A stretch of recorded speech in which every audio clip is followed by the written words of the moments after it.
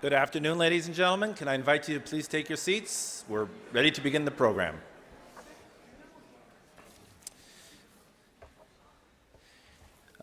Let me just begin with a public service announcement. Let me ask you to please switch your pagers, phones to silent or vibrate, whatever your pleasure.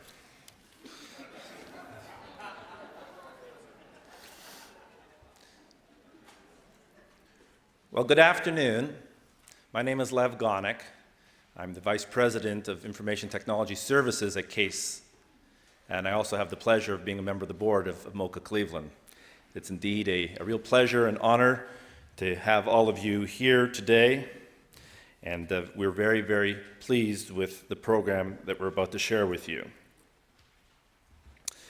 This is a public gathering, a public symposium, on the eve of the opening of one of the most important digital art exhibitions in North America from artists from all over the world.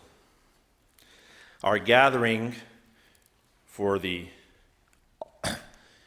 understanding the new dynamic is actually made possible by an unprecedented collaboration of Cleveland-based institutions and organizations and technology companies.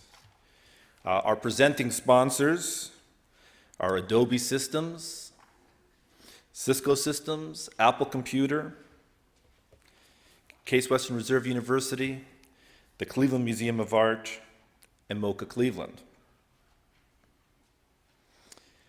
Making sense of the intersection between art, technology, and the mind is the topic of today's public forum.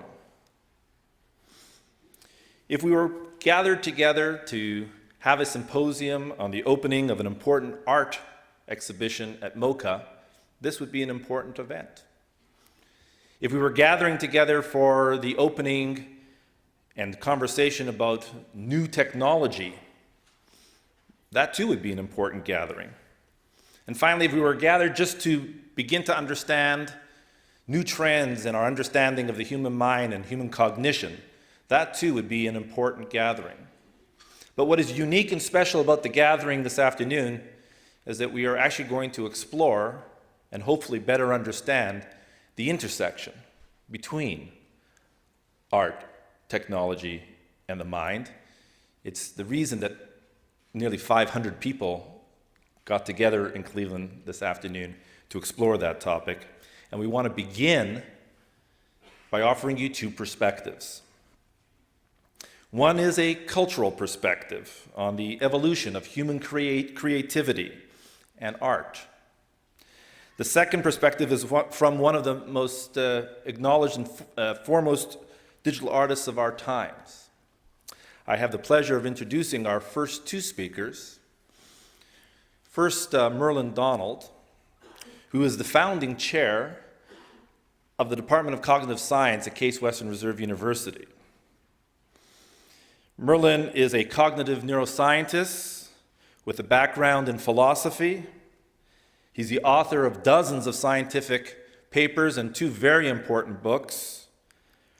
One is A Mind So Rare, The Evolution of Human Consciousness, and the other book, which I highly recommend to you, is The Origins of the Modern Mind, 3 Stages in the Evolution of Culture and Cognition. After Merlin's presentation, I have the pleasure of asking Lynn Leeson to join us at the stage. Lynn actually received her BA from Case Western Reserve University and an MA from San Francisco State University. Lynn's work has been featured in more than 200 exhibitions internationally. Her work is in the collections of the Museum of Modern Art in New York, the National Gallery of Canada, in the Los Angeles County Museum of Art, the Walker Art Center in Minneapolis, and many, many more.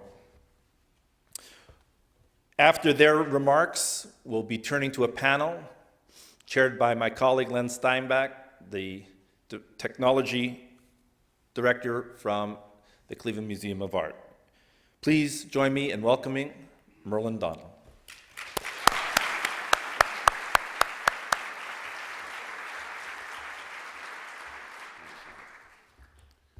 Thank you, Lev.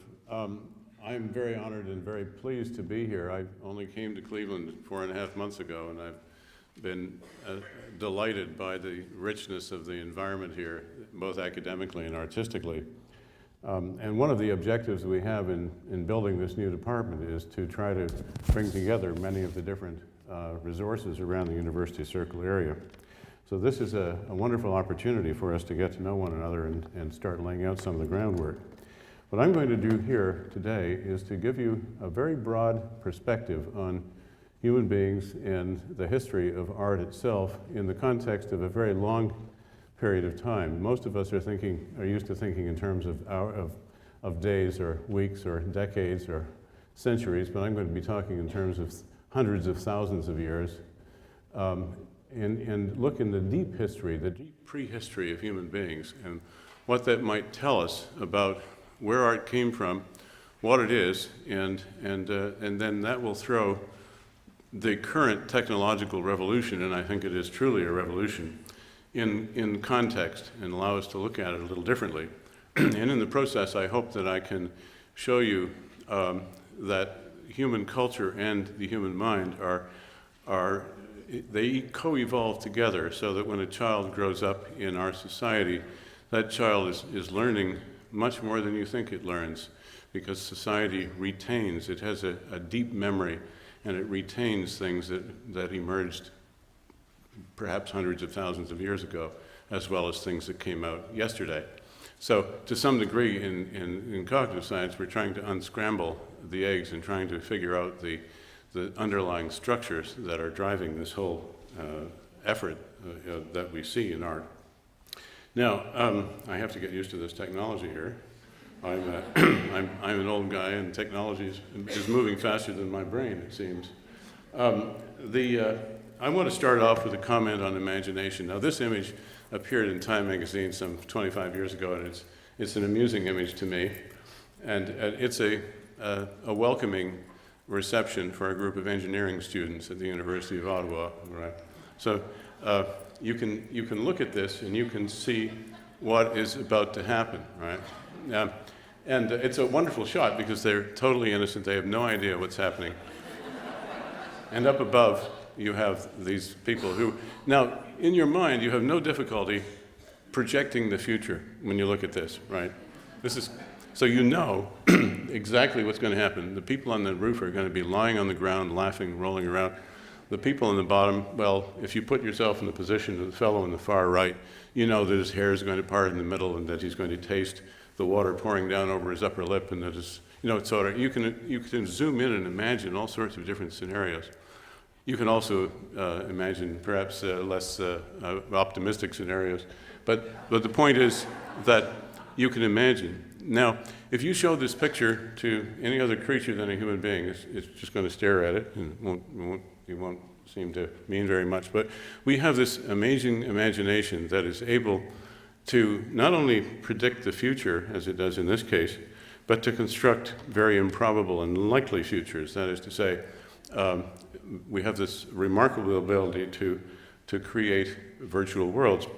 And of course, artists, this is a Schlichter painting from 1922, have, especially in the 20th century, started moving into the creation of worlds that were very improbable indeed. Of course, one could say this was already happening 500 or 600 years earlier.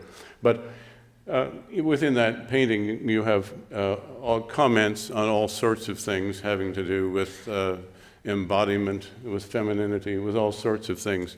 And it's a very rich environment, and it's entirely a product of the imagination. So the question is, where did this come from? Because it's uniquely human. It's something that we just don't see anywhere else. Well, in fact, in our deep history, we're primates. We're not like whales. Our brains are very different. Whales are very intelligent, and so are dolphins, but their brains are totally different. And birds, some of them are very bright, but their brains are totally different. They don't have a cortex, this great big structure that we have. And we're not like lions and tigers or dogs and wolves. We're primates, but we're remarkably like primates, and our brain structure is still that of a primate, even though it's much larger, as you can see here, about 3 times larger than the brain of our closest relative, which is a chimpanzee. Now, one of the things, if we just want to think about chimpanzees for a minute, is that they're very smart. They're social creatures. Here's a group of bonobos. This is a picture of, belongs to Frans de Waal, who's a very famous man who heads the Primate Institute in Atlanta, Georgia.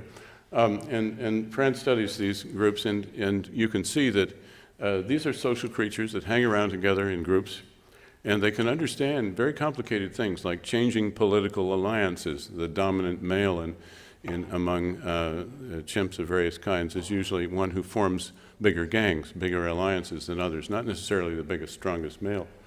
And there's a woman sitting in the middle, and in her mind, we know that she has a representation, as shown in that outlined thing, of the scene, with all of the different players in the scene. And within her mind, she can move around in that scene, and she can single out individual events in that scene and choose, in a way, to move around in her mental representation. But the important thing is, she lives in her imagination, and we all do. We carry around in our minds only that part of the external world that is our own, that we have represented in our imagination. So in effect, we all live in a virtual world all the time, and you could say, well, so what's new about virtual worlds? They're not really that new. We've always lived in virtual worlds. To get that way, I've argued that human beings about 2 million years ago had a revolution, oddly enough, in the control of movement. And the basis of all of human culture, including art, is, I think, in a revolution that I call mimetic culture. Mimetic culture is something that is the culture of an actor. We become actors in a social scene that's like theater in many ways. And human beings at that time were, the creature was called Homo erectus, erect man, the brain reached about 70% of its modern capacity, and they started manufacturing tools of increasing complexity. And so we know that back in that period, when they started with very simple tools, they moved to much more complicated tools. So we knew that they could communicate by imitating one another. We also knew that they could construct skills, refined skills, practice things and rehearse them over and over again. And about 15 or 20 years ago, when I was first thinking about this, it occurred to me that that kind of representation is exactly what performance art is about the performance of a singer or an actor or, for that matter, an athlete is wrapped up in that ability. And human children are very unique and very different from, let's say, apes in that sense. They play with their body expression. A child may spend an afternoon standing on one foot, just learning to stand on one foot because her brother stands on one foot or something like that.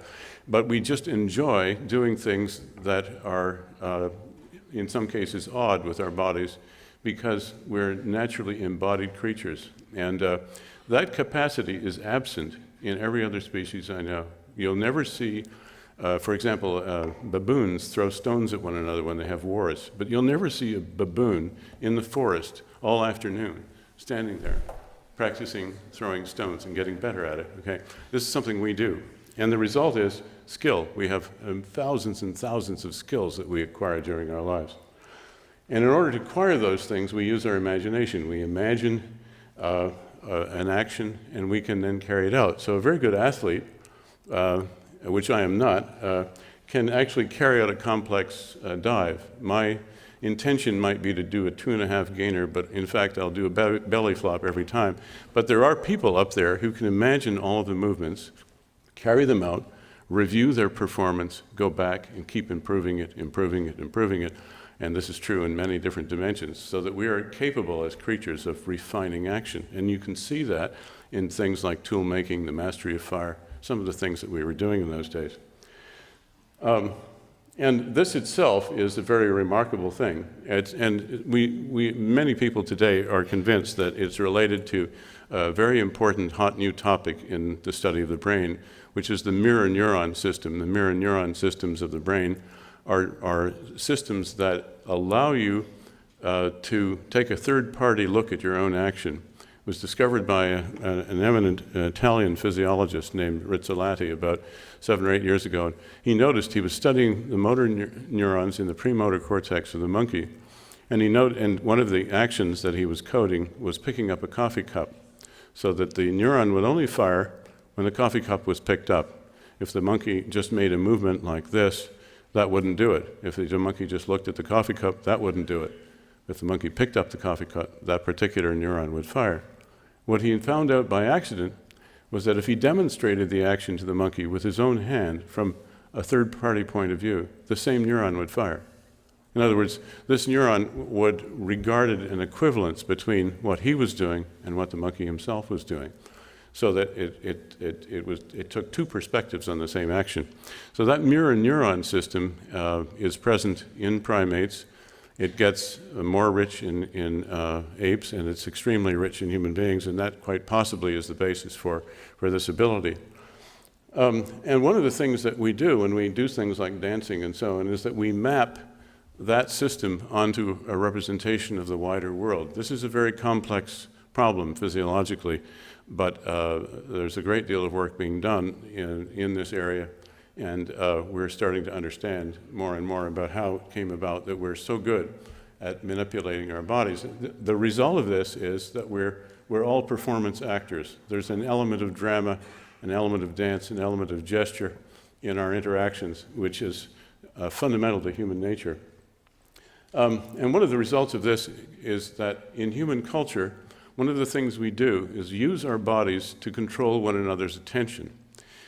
This is a basic dimension of human nature. And if you look at this mother and this infant interacting, and the mother, of course, makes a face, and the infant makes a face back.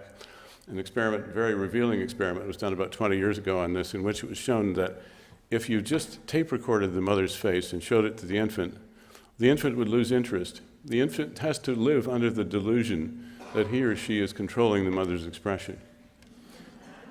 Just watching the tape of the very same expressions doesn't do it. There is this second by second, back and forth reciprocal control over one another's attention. It's fundamental to human nature. And as a result, we have all of these expressions all around the world that acknowledge the presence of the other. For example, in greetings, we in a sense, measure the social distance between people by the way they greet one another, and different cultures do it differently, but in essence, that's another example of this reciprocal attention. It sometimes is reflected in reciprocal stances. This is a very democratic situation where the two people are assuming the same stance. If you're a king and you're dealing with the peasants, of course, you don't do this. You sit up high on your throne and the peasant is groveling down below, cap in hand. But these ways of greeting, ways of looking at people, ways of acknowledging authority or intimacy are fundamental to human culture, and that's part of mimetic culture. Gaze is another aspect of it. We use our eyes to track relationships, and we're very good at tracking many different relationships just by the way people look at one another. And there are games that come out of this. This is a game in which the child is not supposed to laugh. Of course, the child always breaks down and giggles after a few seconds, but the idea is you stare at one another and you don't laugh.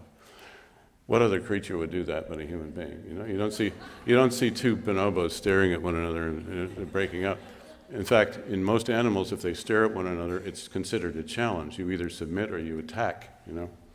And so children start reciprocating with their own little gestures, and as they get even as young as 9 months, they can understand some elementary ones and reciprocate. And this results in formal gestural systems and expressive systems that appear on the stage and in various forms of communication.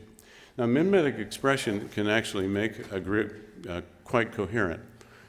If there were a fire in this theater and I didn't speak the language of the audience, I could nevertheless clear the theater very quickly, mimetically, just by gesticulation and sound. It's a very powerful means of communication, and my hypothesis was, at the time, that about 2 million years ago, when people started to move in this direction, this was the adaptation that did it. It didn't have language yet. This is really basic stuff. And it's reflected in the way we live today. This is a carnival. This is also a carnival. I mean, the reality is that analytic, scientific, symbolic explanations don't work too well for this kind of behavior. It's very irrational, very emotional. And the mimetic dimension is we all tend to conform to the group pattern. It's very difficult to resist that power of the group. And the result is a creative culture that generates all kinds of skills, including artistic skills, and allows us to do things that no other species can do.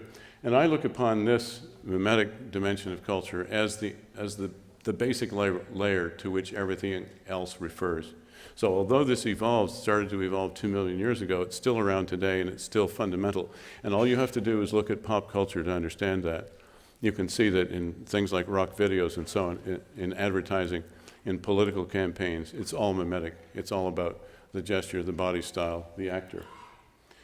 Well, somewhere along the line, most of us think about 200,000 years ago, we started to move towards speech and language. And that involves a whole new structure which is added on top of this. Okay, so in your brain, you're talking now about a new structure, but in the society, you're also thinking of a whole new set of cultural representations.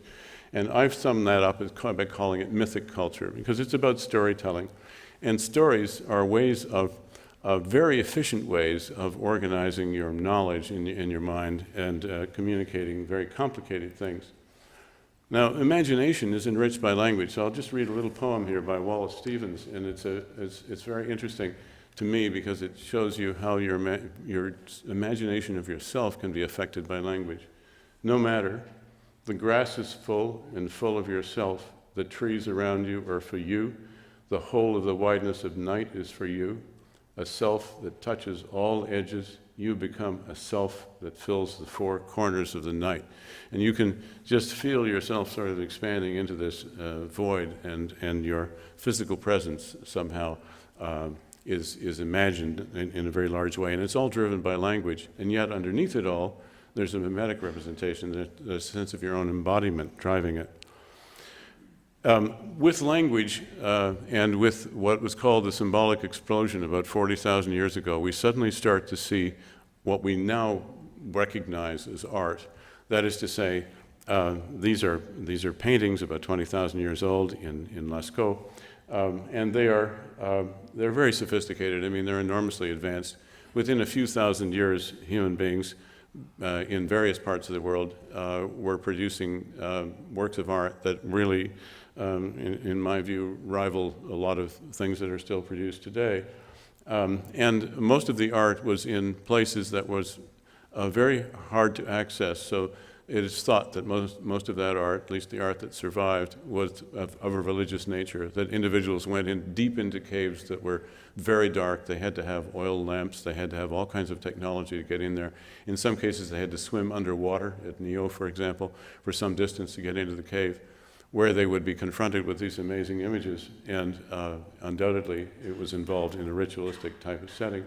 There are settings of that sort right here in Ohio. The Serpent Mound is a very remarkable structure, which is a burial ground, very similar to the Long Barrows in the British Isles, and in which there are graves and undoubtedly of very important people, so that you can think of this kind of a culture, a mythic culture, as one that has beliefs, usually in an afterlife, very complex rituals of respect for the dead, and a whole variety of ideas and stories about the past.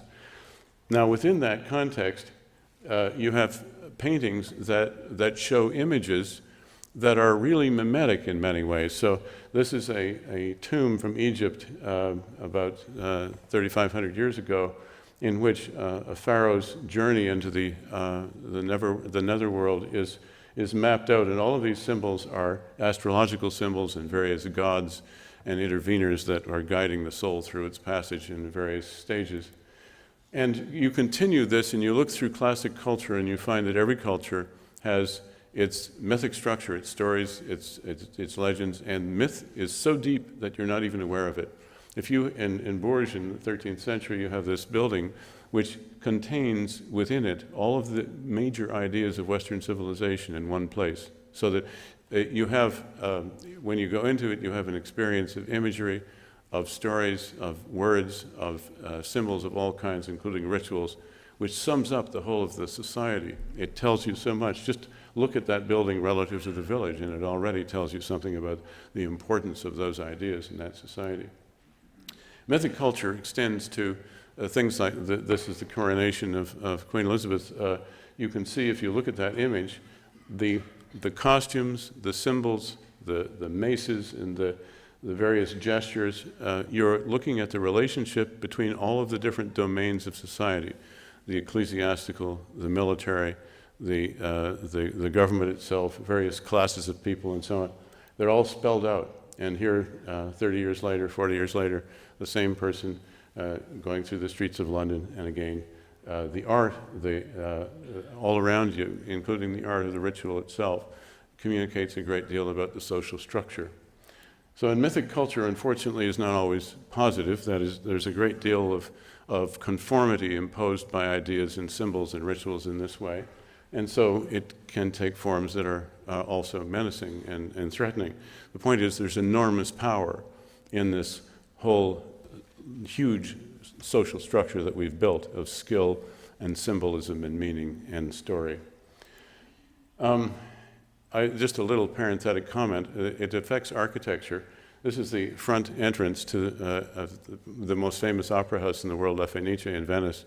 And when it was first built, the architect left some notes. It was burned down a few years ago and rebuilt, and they discovered the notes. And it turns out that he had a very mythic idea about this theater. The entrance is Apollonian, and it's very severe, very analytic, very dry, whereas the interior of the theater is Bacchanalian or Dionysian. That is, it's about celebration and about luxury and about sensuality and so on. So that the inside is a very different atmosphere from the Apollonian rational outside. And that was very deliberate on his part. Modern architects don't tend to think that way. But it's interesting how that attitude can determine a great deal about the environment. Now, where does technology come in? Well, technology has always been important. You couldn't have done the cave paintings without the right technology. You had to have the oil lamps, you had to have the pigments and ways of creating these things. But more importantly, and after I thought about this as a cognitive scientist for a long time, I realized that the thing about technology is that it creates memory media that are not in the brain. This is a radical, radical development. It's not a small change. And I think I've proposed that it's as important as the biological changes that gave us language and mimetic skill in the first place. Externalization of memory consists of many things. It doesn't just include writing. It includes all of the symbolism and storage devices that we build in society that remind us of who we are and allow us to collect information that goes across generations and across space and time. I've used the word exogram to describe this, so that the brain, a memory in the brain, as Carl Lashley proposed many years ago, could be called an engram. Okay, so you have a memory and you carry it in your brain, that's an engram. A memory in any other medium is an exogram. So a memory record that is outside the brain, such as it might be contained in the encyclopedia, for example, or in a library or in a museum, is an exographic record. And it radically, radically changes the structure of the cognitive system because it allows human beings to create memories that are much larger, much more easily retrievable, that are more easy to reformat, and that can be shared and that are cut across space and time in a way that our poor biological memories cannot possibly achieve. So that explains a lot about the power of literate societies and scientifically literate societies relative to the power of societies that are just in the Stone Age. It's not that the Stone Age people are necessarily any less intelligent, but without exographic storage, their options are extremely limited. There are things that simply can't be thought. And if you don't believe me, think of mathematical symbolism. Try to think algebra using Roman numerals. Just try to do addition with Roman numerals. You know, it's very difficult. Breakthroughs in mathematics allowed us to think thoughts that were not possible without those notations. So it's not a trivial thing I'm talking about. Exographic representation includes geometric and, for example, Stonehenge, ritual stones that are essentially astrological or astronomical clocks and computers. It includes maps and various types of diagrams that allow us to visualize and imagine things and structures that don't exist. So it's not just art I'm talking about. I'm talking about the power of the symbol to restructure thought, to restructure reality, and the virtual reality that we live in our heads, which is so important.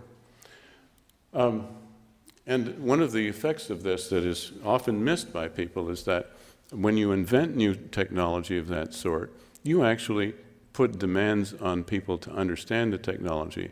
And literacy, which our children have from a very young age, actually does restructure the brain. This diagram, which I don't have time to dwell on, is a very standard diagram in neuropsychology. It's a field which includes the study of things like acquired dyslexia, dyslexias that result from brain injuries of various kinds. And those types of patients can break down in different ways so that language is intact, speech is perfectly intact. They understand language, they speak, but they can't read anymore. And sometimes they can read certain things but not other things. And what it reveals is a structure of shown by these little boxes, of real neurological centers in the brain dedicated to literacy skills that simply don't exist in a pre-literate culture. So you have people that may be genetically identical, but their brains are wired up differently because they grew up in a literate culture. So this is a really big deal, because if you invent new technologies and you adopt it into culture, you're actually, in a serious way, reorganizing the way people's brains are organized and the way children are programmed, as it were, as they grow older. And this results in real structural change in the way the brain is organized. Although, of course, the genetic anatomy is a given. We're talking about the functional neuroanatomy. Well, one of the results of all of this change, which has come so rapidly, is that we've evolved a new kind of culture, which has taken several thousand years, but within the last 200 years has become dominant, and I call it theoretic culture. Now, you go back over the story. We have mythic culture, which is gesticulatory, it's theatrical, it's expressive, the whole body. Then you have mythic culture, which is about stories and about versions of reality. It's also about gossip, about tracking social relationships. And then you have theoretic culture, which is so different, and is characterized by modern government, modern corporations, science, and as I put down here, theoretic culture has also invaded the arts and religion in a way that simply didn't exist several hundred years ago. In the case of theoretic culture, for example, if you compare it with the architecture I just talked about in La Fenice, of futurist architects like Paolo Soleri and all sorts of architects who fantasized and proposed various types of cities in the sky in the future, they're based on theoretical ideas. They're not based on mythic figures and so on. These ideas are embedded with ideas of social organization and social class and freedom and democracy and all sorts of other things. They're very abstract, and yet they have an enormous determining effect on the way we plan our societies, the kinds of worlds we live in. The interesting thing about theoretic culture when it gets into art is that you get into a world where the meaning of a work of art is suddenly dictated by the theoretic world that you're surrounded by, rather than by commonly shared stories or myths, or by direct mimetic expressions. And the result is sometimes hard for people to understand. So, for example, this is a Cycladic head from Kyros, an island off Greece. It's about 4,500 years old. And here's an image by a sculptor, a very cutting-edge sculptor in the United Kingdom only 20 years ago. They look very similar, but the context in which they are constructed is totally different. In one case, undoubtedly the head represents a mythic figure, probably a god or something of that sort. Whereas in the other case, it's a comment, it's a very abstract comment on art itself and on form. The result of new technology, such as the digital technology that we're talking about today, is that the world has restructured the cognitive system in which we operate. So it's not merely that people have to acquire all of these kind of literate skills that reorganize the way the short-term memory works, the way attention works, and so on in the mind. It's also that the whole ecology changes. So what I have in this diagram here on the lower part is indicated the global electronic information environment, which for all intents and purposes now is infinitely large and moving at scary speeds. I did an article on the history of libraries and the accumulation of knowledge in human history. And the funny thing is that it moves fairly slowly by stops and starts over about 2,000 years, starting with the Ramesseum in Egypt, about 1500 BC, and various libraries, the Library of Alexandria and so on. You go into the Middle Ages, the libraries are still pretty small. And you get into the 18th century, they're up to a few 100,000 volumes. You get into the 19th century, they're not much bigger. The 20th century, they start to take off. And by now, with electronic technology, the amount of externally stored knowledge and information is virtually infinite. And that includes image banks that are virtually infinite. If you combine that with all of the advertising images, all of the logos and information that's flying around in the world, we're essentially in a world where there's an unbelievable glut of images and information. So traditional external storage media are things like books and scientific instruments and so on. And these are all displayed in a field, the external memory field that's marked EXMF. Basically, you have to interact with all of this stuff as a single brain. You have to process this. And the challenge from my perspective is this. We have built this multi-layered culture and this very complex world, which has suddenly taken off to a size that makes it qualitatively more challenging to deal with than anything people had to deal with even 100 years ago. One of the things that you have is that you carry all of these layers of culture and mental organization around in your brain in various ways. So you have very simple episodic and mimetic representations expanded by linguistic representations, expanded by external representations. And we now live in a world where the external representations vastly outnumber anything you can carry around in your head. So where in a tribal society you might have known most of the things that there were to know, in our society you can't know more than a tiny, tiny fraction of what there is to know. And this puts a load on consciousness, because consciousness can be seen as the sort of the interface between the neural matrix and the cultural matrix. The neural matrix is fairly slow moving. The brain can't move very fast. Our brains are moving in sidereal time by comparison with culture. Culture is spiraling along now with technology. And the result is that each of us we can regard ourselves as little monads, it's this idea of little self-contained minds going around in space. And we hook up with memory in various ways. And this is our adventure. This is our situation. We sometimes share memory with others and sometimes we don't. This cognitive ecology affects art dramatically, so that different forms of art have different origins. Some of them are mimetic, some are mythic, some are theoretic. I would say that performance art and abstract painting, for example, are entirely theoretic constructions in their origins. And you can see that in some of the art of the last century, where Cubism is purely theoretic, really, in its motive, a lot of environmental art and so on. And digital art is interesting because it uses essentially evolution algorithms, programs to evolve works of art using various criteria. It's an interesting idea. But digital art, what does it include? Well, in my book, it includes King Kong, it includes all kinds of popular videos and forms of expression, as well as more abstract kinds of art. Anything that uses digital media, in other words, it's a very rich and transformative type of technology that has opened up possibilities that we have never entertained before. So you can say about digital art that it's a product of high technology, but it's also a product of our deep evolutionary history. And the question, as always, is what is it going to say? Because ultimately, when we come back to our representational history, we find that we can't do without the mimetic. That's the dimension in which we live most of the time. We can't do without the mythic.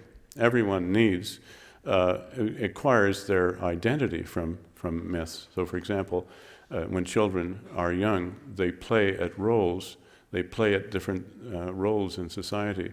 And in a sense, the story of their own lives, their autobiographical memory, is a mythic construction, so that your own idea of your own life is that of a hero moving through space and time and having various adventures and so on. That's a mythic construction. You can't do without it. Everybody has to have it. It's not a choice. Theoretic culture, on the other hand, is not a necessity. It's a purely cultural construct, and it's very technologically bound. And the question is, where is it going? Now, all I want to do in telling you all these things is to give you context in which to think about art, and especially about the exhibit that you're going to see tonight, because it's a very interesting, cutting-edge new adventure that we're going on. And artists have always had a way of reflecting ourselves back to ourselves. Sometimes they've been impish and nasty, they've taken apart society. Other times they've transformed our lives and led us to new insights. And so it's really an unknown at this point what all of this new technology is going to be used for. But when you walk into a museum, keep in mind that you're looking at layer upon layer of cultural history laid out in various ways by various artists. Now I'm just going to close with this image, which is the cover of my most recent book, A Mind So Rare. It was a painting by an artist in California named François Potvin. And what's interesting about it is the golden bird in the middle. If you look at the head, it's emerging out of a kind of a murky-looking swamp. So you can think of the human emerging out of the chaos of the past, and looking to the future as well as looking to the past. But if you look inside the head, you find the universe inside the head is just as big as the universe outside the head.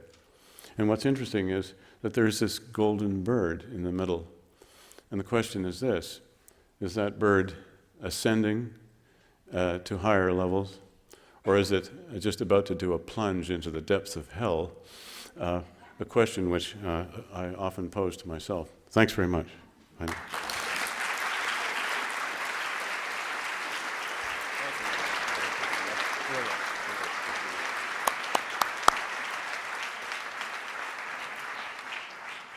Ladies and gentlemen, please welcome Lynn Hirschman-Leeson.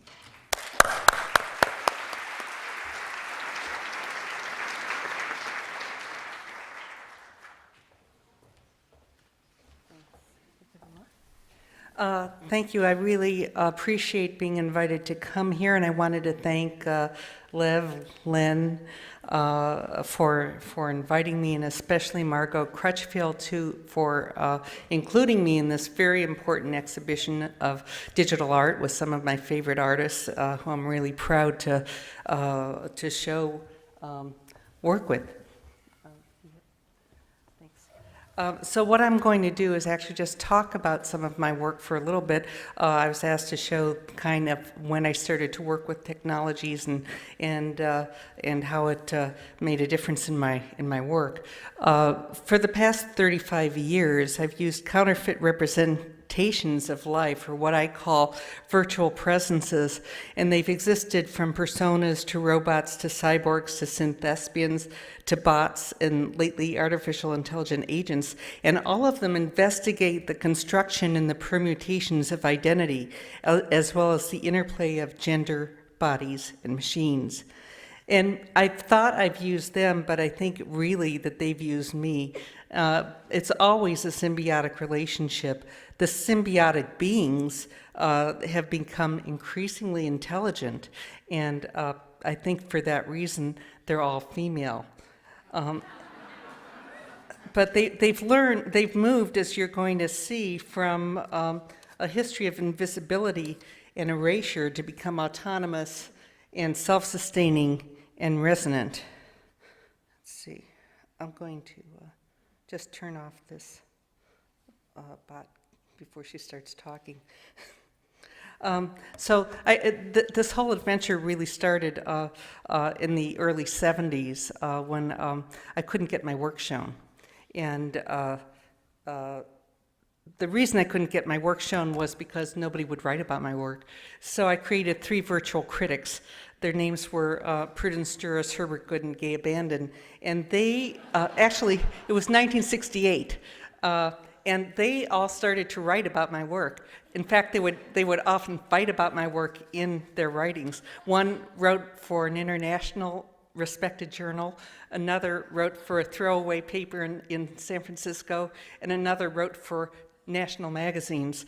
And then I would take my reviews, and that's how I got my first shows.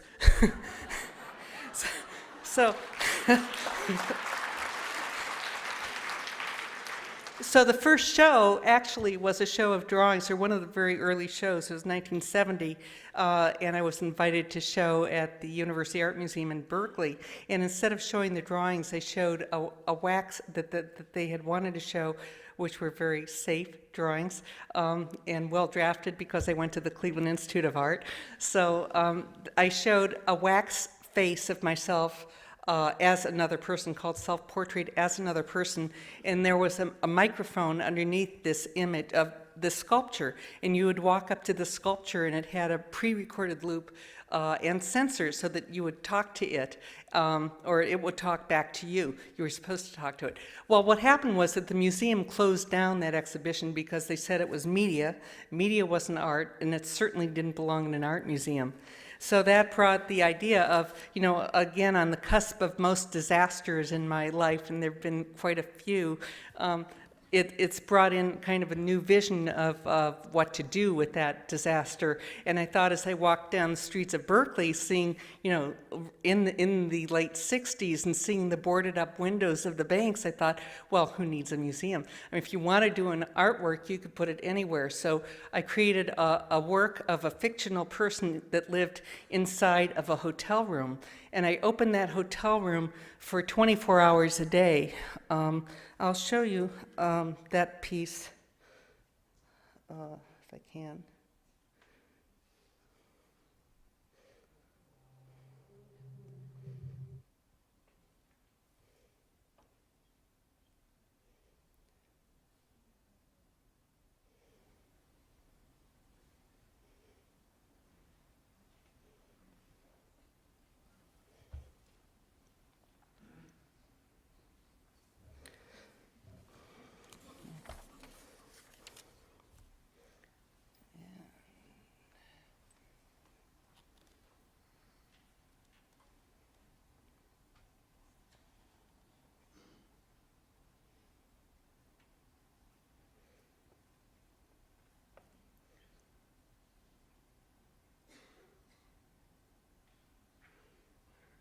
Okay.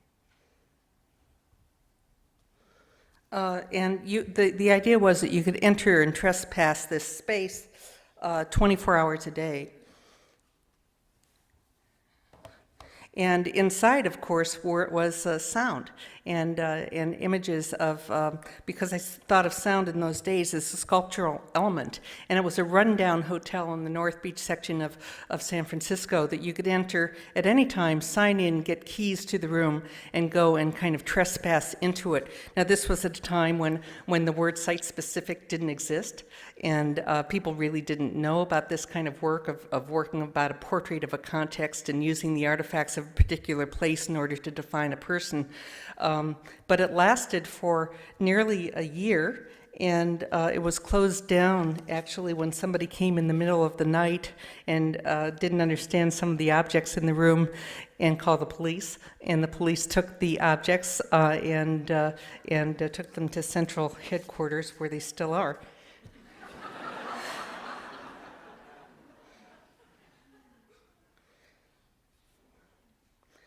So from that idea of a room that was constructed out of the discards of life, the discards of society, that really is what we're all made of. You know, how do we know what's real? How do we know what exists?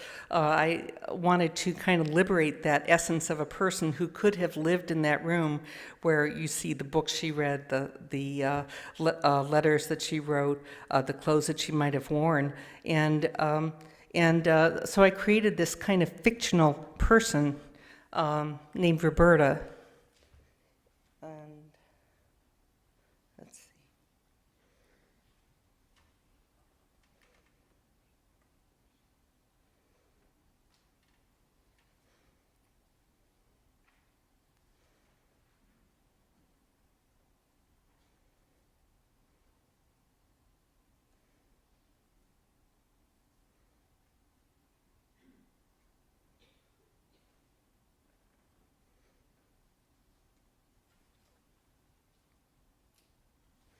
And Roberta lived for nearly a decade, actually, And she existed in real time, in real life. And people would interact with her. And the way she started was that she put a new ad for a roommate in a newspaper, and people would answer the ad, and she would go out and meet them. I'll just show you a couple of her adventures here, or how she was constructed.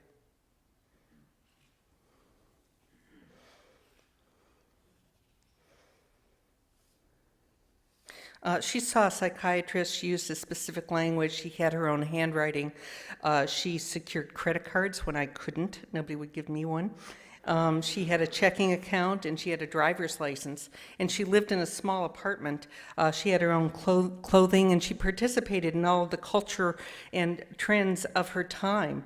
And surveillance were taken of her adventures. And the transitory discards that defined Roberta's life later proved the credible proof that she did exist, in fact. And really what I saw her as was a mirror of a particular time in culture.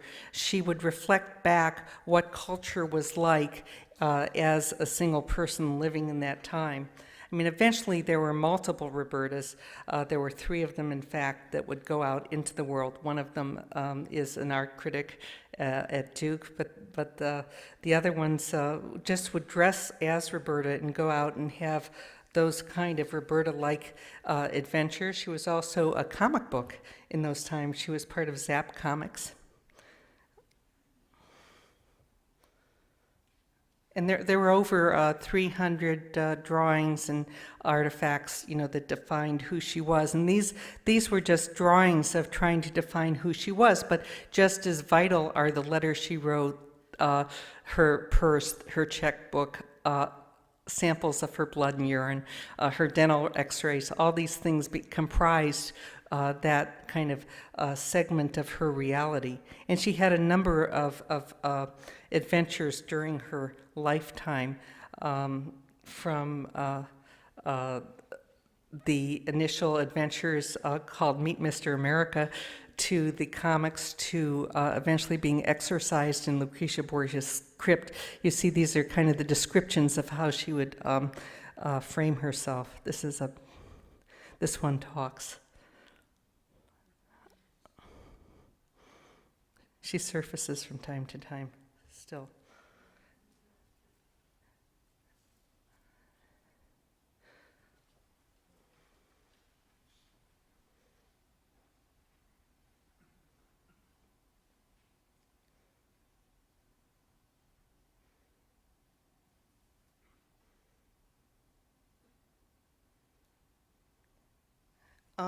So from Roberta, who really was this kind of fictional person that existed over time, tracking time, creating a kind of a hierarchy of memories and materials that would redefine her later in life. I did a piece about a woman, after Roberta no longer existed, about a woman who never left her house. And her name was Lorna.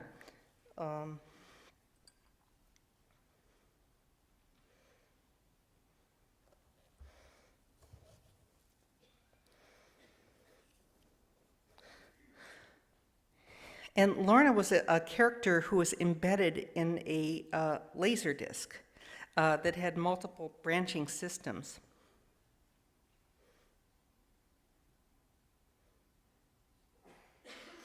And people would sit in a gallery and play Lorna, and they would hold a remote in their hand in order to and redefine her adventures. You see these symbols in here are things that I had to invent, because at the time this technology didn't exist and there was no way to convince anybody that it could be an art form.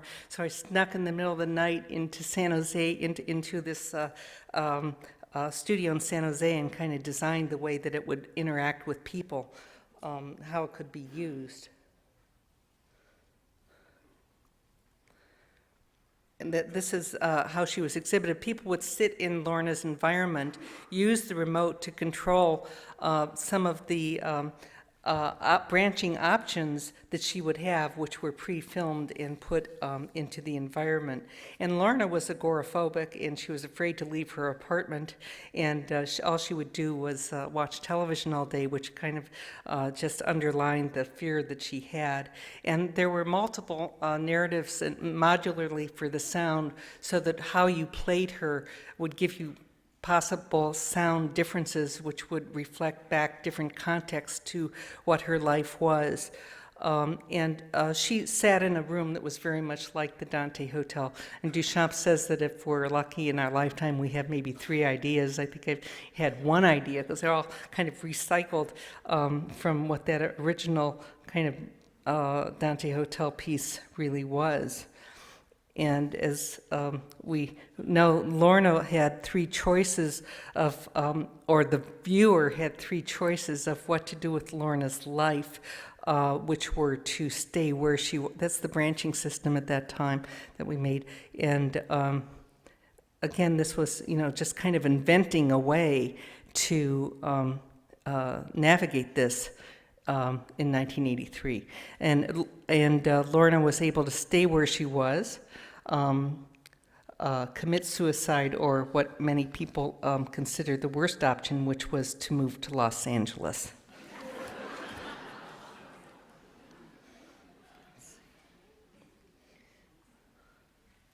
And that brings me down to deep contact. A lot of these works really were about, the body and touching the body in different ways.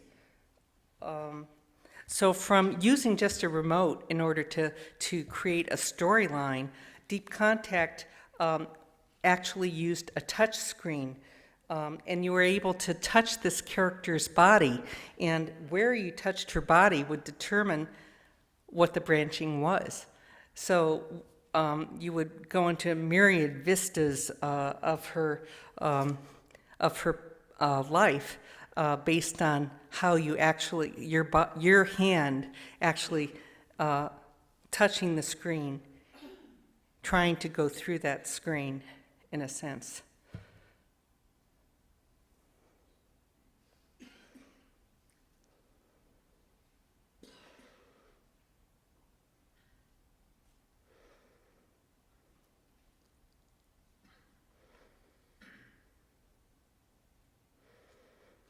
And you could go backwards or forwards or slow, or, depending on just what options you had that you chose for her. There was also a camera that would insert you into the images in certain places, so you were virtually there.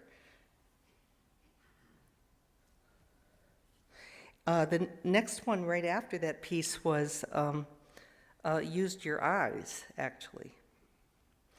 And it was called Room of One's Own.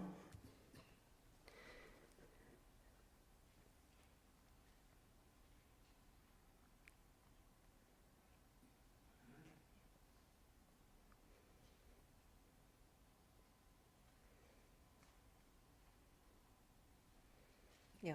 So in this piece, oops.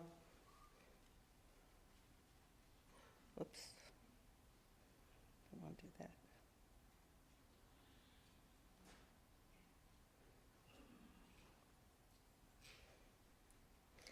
In this piece, you look through a tiny peep show.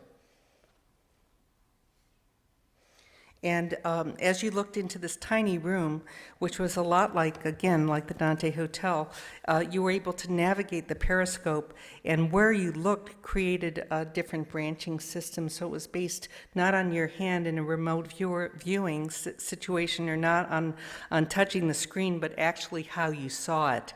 So where you looked would instigate a number of projected images in the background to change.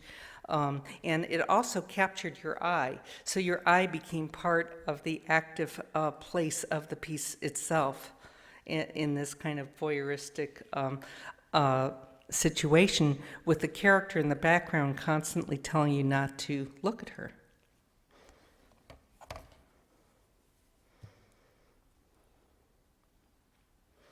And when you looked at your own eyes, she shot you.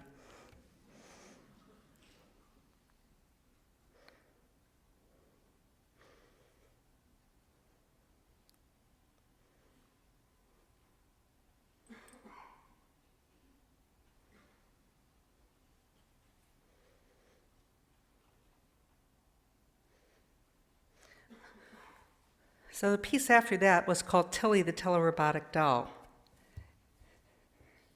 or somewhat after that.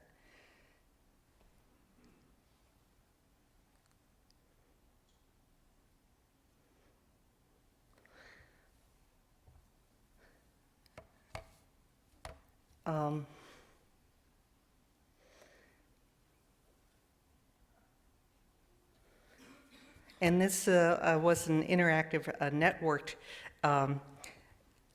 installation, and the viewer on the internet could literally look through the eyes of the embedded webcam of this creature and also navigate what's seen. So there's one eye was a digital camera, one was a quick camera, and on the net you could click her eyes and she would move telerobotically 180 degrees on either side. So basically she was a spy system that I used to check on my assistant in my home while I was traveling. But by looking through the eyes of these dolls to see what she sees, the viewer became a virtual cyborg. And the integration in these pieces was repatterned information and memory streams that for the first time became part of the content with another doll I made simultaneously, which was called Cyber Roberta. And when exhibited together, the dolly clones could pirate each other's information, which blurred each one's identity.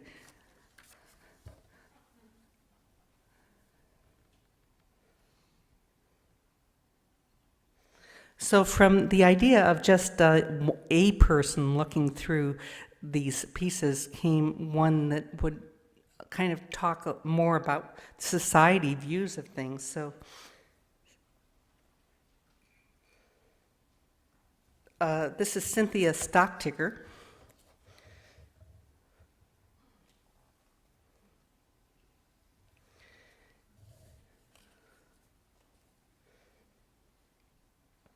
And this is modeled on Edison's stock ticker, and it's a network sculpture that reacts to changes in the stock market in real time. I'm going to show the video on this one.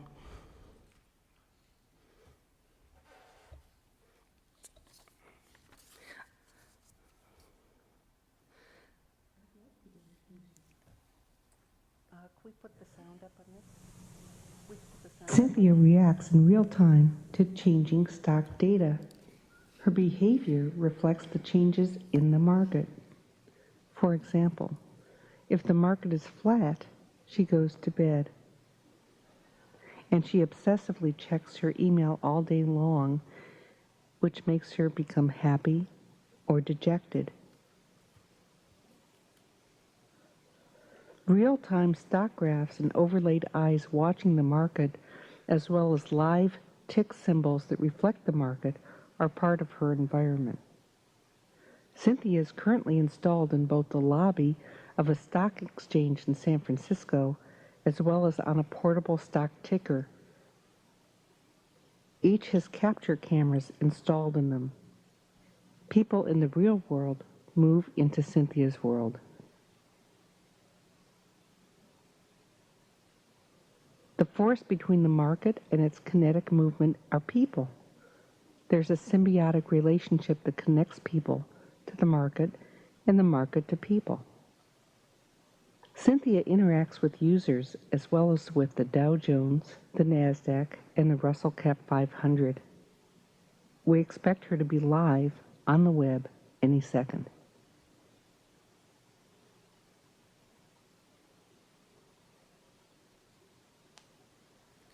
So Cynthia actually doesn't exist, and it's all illusion. She's not in the stock. She was at Charles Schwab for about 3 years. She's not there anymore, and she doesn't have a capture camera in the new version of her. So after Cynthia, which was kind of a network of our culture and a portrait of what I felt that our culture was, defined our culture about the information that we receive and the perceptions of information that flow through our ecosystems, came these ideas of the artificial intelligence bots, of which there are now Ruby and Dina. And Agent Ruby is a self-breeding autonomous artificial agent, and you could talk to her at agentruby.com. And she actually grew out of a movie I made called Technolust, where one of the characters was an autonomous agent, and I wanted to not just have a linear system for distribution of a film, but a nonlinear system for distribution on the net. So you're able to talk to this character online even now, but you type to her. And these virtual beings exist as bodiless embedded brains, and they have distinct personalities and memories and even mood swings. They build their artificial intelligence the more that they're used, and the raw data that they record regenerates the flow of information over time. They're not static, although they could be viewed in physical presentations. And they're brains with no body, and they're nourished by the interaction of data fleshed out through their cumulative use. And with Ruby, you're able to download her and therefore, have her as a continual replication and mutating system. Dina, who's upstairs,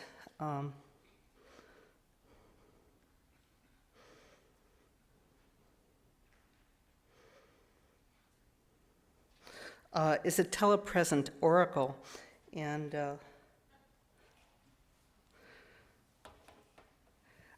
she is absolutely autonomous, and she does have a mind of her own. And her motto is artificial intelligence is better than no intelligence. And her feed is from artificial intelligence markup language that Colin Klingman hacked and made work here in this particular situation. And with the flowing brain of the internet herself, she can talk to anyone or anything that's ever been. She could talk about anything on the internet because she's tied to that. And so she, like Roberta, lives in real time and responds to current events as they're unfolding. Right now, she features voice synthesis, voice recognition, and real-time animation. So as the virtual presences from Roberta, I'm not going to show the clip because she's upstairs and you could talk to her when you go to the exhibition. As the virtual presences from Roberta to Ruby to Dina have evolved, they've evolved not only through me, but also through their own necessity. They refresh into new possibilities offered by information feeds, and their continually morphing through process time has resulted in a multiplicity of infinitely recycled content.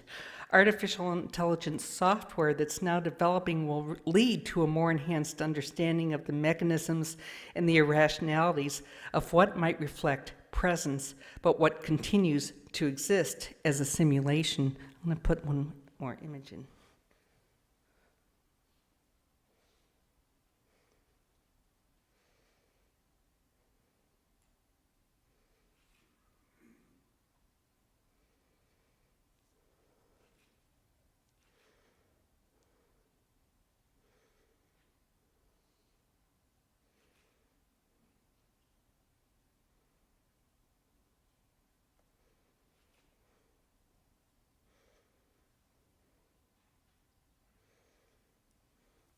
The effectiveness of artificial intelligent representation is not simply a matter of rendering accuracy, but of understanding how specific aspects of behavior and expression can impact on real human participants. I mean, I'm told that machines sometimes hallucinate. I'm told by some physicists and astrophysicists that they believe that machines have consciousness. Some believe that we're breeding life forms on the net that will evolve into one that actually communicates and can have a different kind of consciousness. These creatures exist beyond a screen, and when they're live, they have the ability to empower viewers by causing them to defy conventional linear structures and to create new possibilities for autonomous action and gendered agencies. As a friend of mine who's an astrophysicist, Roger Molina, reminds me many times that it's a paradox of increasing certainty that 97% of the universe is of a totally unknown nature. The last 150 years have seen a concerted effort to overcome the limitations of the human senses. Perhaps our inclination to invent characters, personas, agents is a way of affirming what we don't know about the universe and bridging a means of locating ourselves in what still is mysterious. In our era of digital and human biological sampling, our relationship to computer-based virtual life forms that are autonomous and self-replicating, as well as the possibilities for age retardation and the obsolescence of death, is going to reveal social and moral enormous consequences that are still unpredictable. So as we as a species continue to invent our way of conversing and symbiotically merging with virtual presences who more and more infiltrate our reality from eyeglasses to iPods, we augment our own senses with telescopes, robotic and nanoprobes, cosmic rays, and ultimately create an enhanced cyborgian body. Our evolution suggests that we may be using the net and virtual presences to create information patterns that can communicate with the language of a mind at large, toggling and reframing our own narrative in order to understand the dynamics of a constantly evolving universe. And what I'd like to do is end this with a quote from one of my films, Conceiving Ada. And this is a film about Ada Lovelace, who is credited with being the having created the first language, computer language. Do we have this? Yeah, I've got it on VCR. And Ada is dying, and somebody from this century is trying to download her memory, and this is her response to that. What do you mean? I don't know that word. Is it French? It's so difficult to make you understand what we can do now. Believe me, Ada, I found a way to copy your memory patterns exactly. They will exist in a half-life. Half. That's a bad bargain. I'm not at all certain half a life is better than none at all. It's the only way. How? Through me. And why should I be saved at your expense? So that we will know the truth about your life. And you can take your rightful place in history. I promise. In the year 2000, all the details no one knows will be made public. We will celebrate your accomplishments. My rightful place. The year 2000. 166 years from now.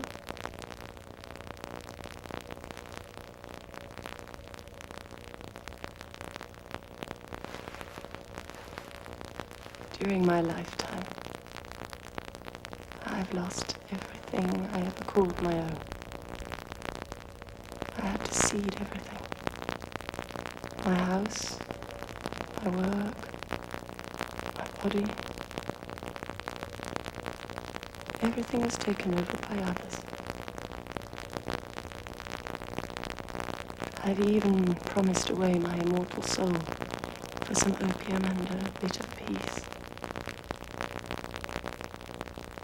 I still have something of myself left. I can speak for myself, for my soul, what you call my essence. And I'm not going to send it on to colonize you, not even for history. You are my final friend. And I won't taint you with my diminished passions. The redeeming gift of humanity is the ability of each generation to recreate itself. Think of your heirs. They will have to take their own chances. Yeah, so Ada turns down the chance for immortality and to have her memory saved.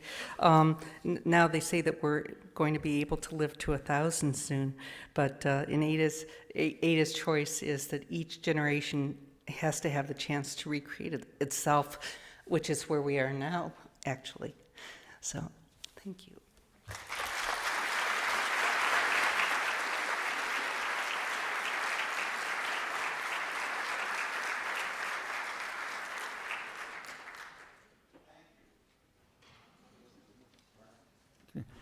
Thank you. I'm Len Steinbeck from the Cleveland Museum of Art. I thank everybody for this wonderful turnout. As Lev had mentioned, this is part of a two-day symposium that brings together almost 50 professionals from around the world to explore the issues of cognitive science, art, and technology.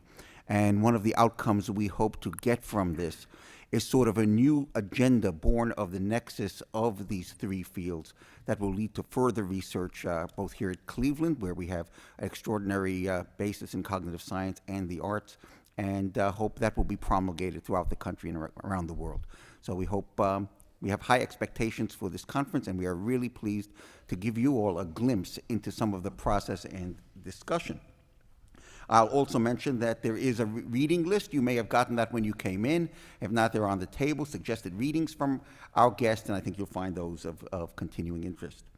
I'd like to introduce two panelists in addition to Merlin and Lynn. Christina Wilsey to my right. We're delighted to welcome her to our panel and our symposium. Christina is truly a pioneer in the development of interactive multimedia and a noted expert in visual learning. She was a distinguished scientist at Apple Computer from 1984 to 1998 and received her PhD in cognitive science at UC San Diego. While at UC Santa Cruz, she investigated the development of geographic knowledge and the relationship between spatial abilities and mathematical competencies. She's currently working with Henry Jenkins on a new project investigating new media literacies, and she is a consultant to the Exploratorium for the development of a website on the Institute for Inquiry. To Christina's right is John Weber. John Weber is the Dayton director of the Francis Young Tang Teaching Museum and Art Gallery at Skidmore College. The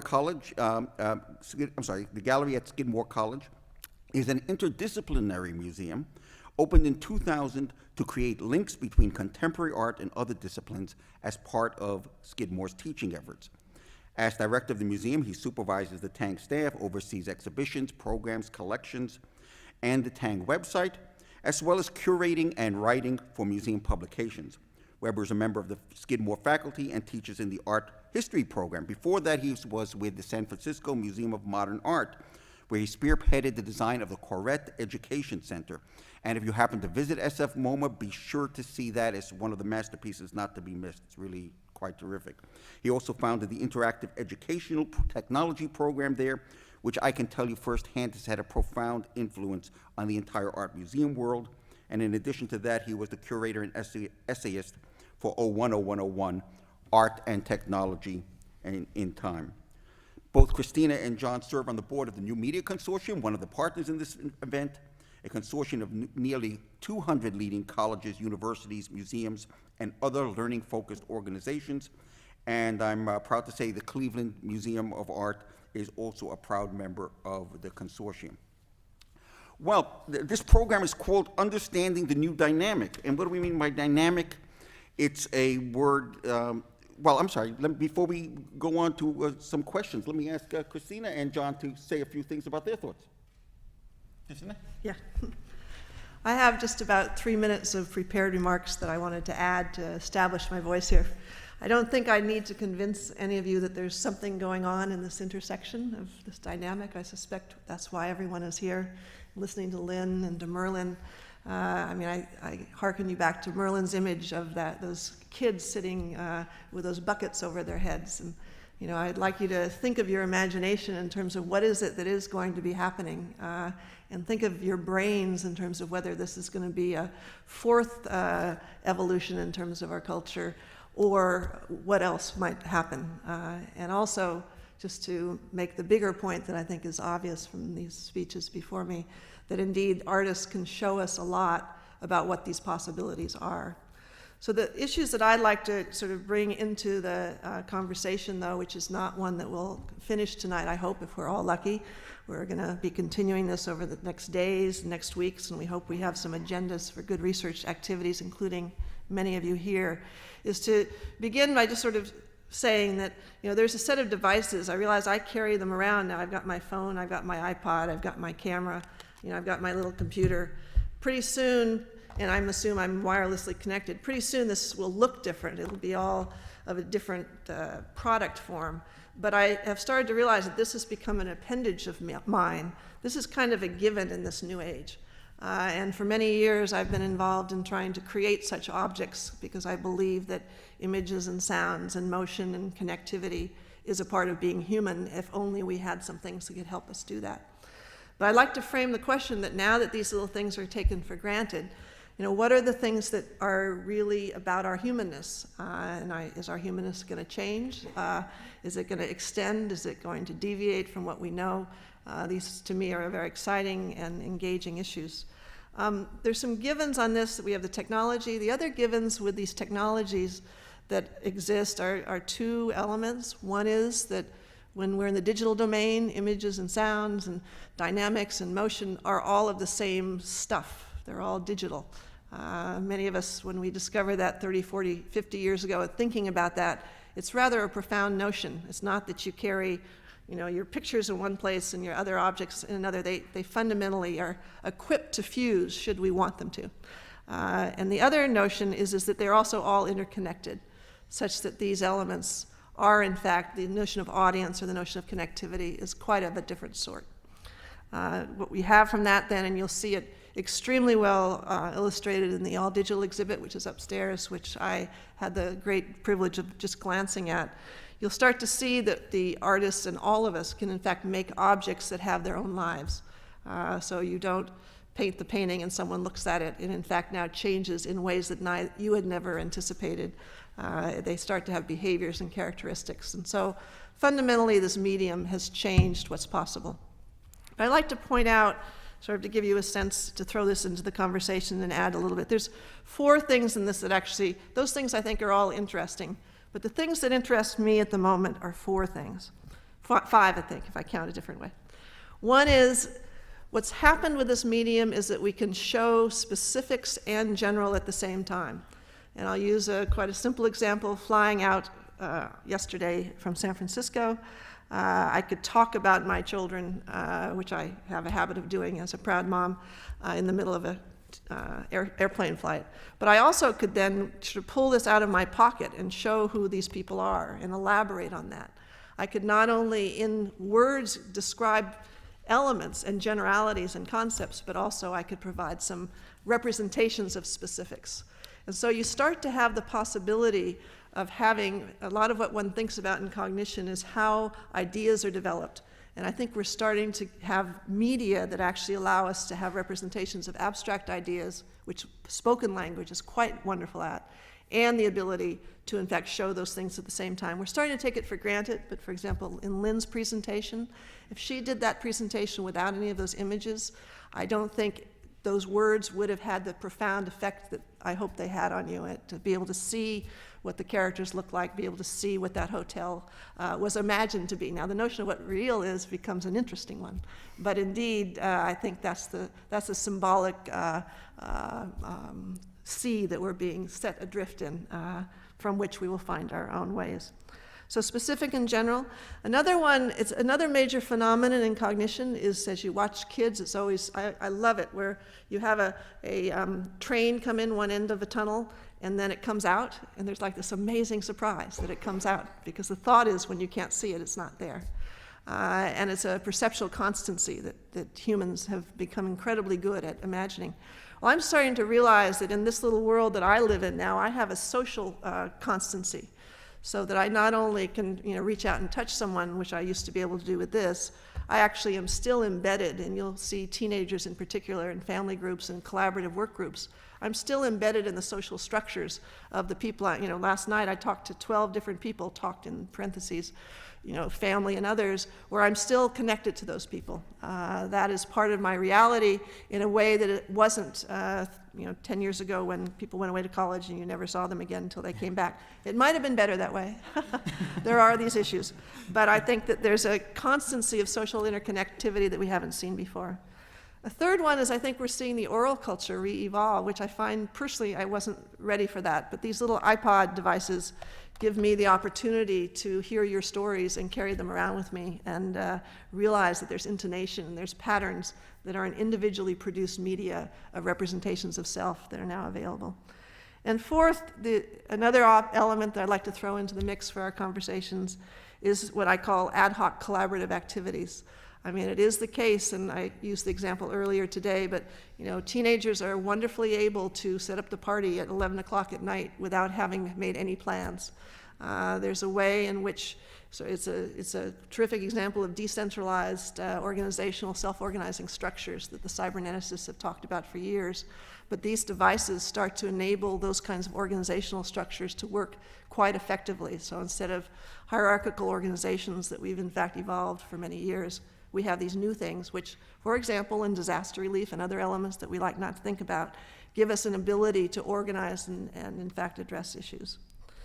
Now, what in all this do I think is most interesting? Where I spend my time, though, lately, is thinking about the question, if these devices and these ways of expressing and organizing are in fact what our culture becomes, what is it that everyone needs to know and be comfortable with in order to participate?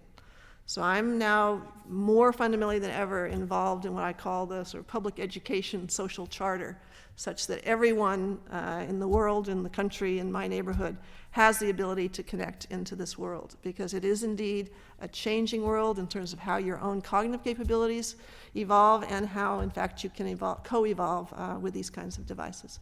So trying to add these notions, trying to take this idea from the technology, thinking about the cognitive elements, realizing that art is both a production of these things as well as a reflection on them. And I think it's a moment in time when these are coming together in very profound ways, and it takes many, many of us to think about the question. So thank you for inviting me to the conversation.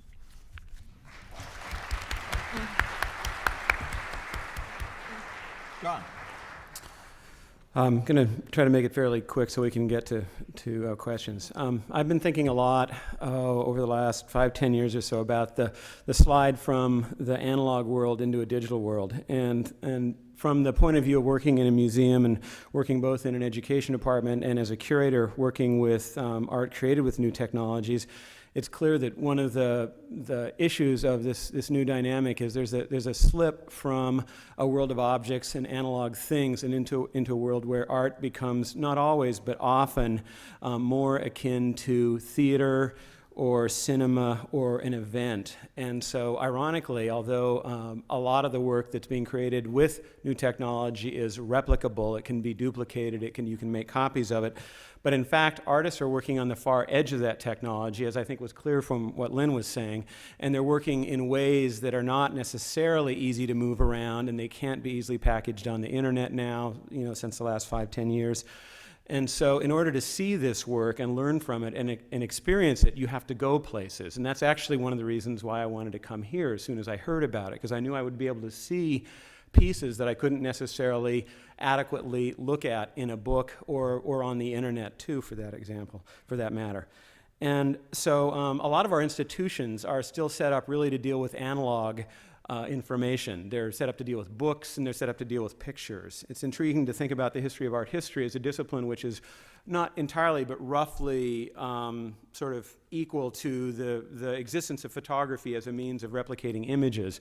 And we're now in a situation where a lot of the most interesting art, although we still see great painting and drawing going on, but a lot of the most interesting work is in time and it's in space. And so you have to be in the room with the work, you have to experience it. In the case of a lot of Lynn's work, you have to be able to move through it and determine what way you're going. Seeing it in replication is not being it. And getting back to what Donald said, the question of sort of mimetic behaviors, I think that's profoundly important in terms of how people learn about art. And one of the things that I've been struggling about, both in teaching at the college level and working with both undergraduates and graduates, is that when it's easy when you're moving through anything that's static, that a photograph of it gives you some clue as to what it's doing, but as soon as you hit something that is interactive or that's a large-scale physical architectural video installation, you show these flat, dead pictures of it, and the students have no idea what it's like to feel with their body, with their ears, with their senses, what that work is, and consequently they have a very hard time learning from it. So I think we're stuck in this odd place now.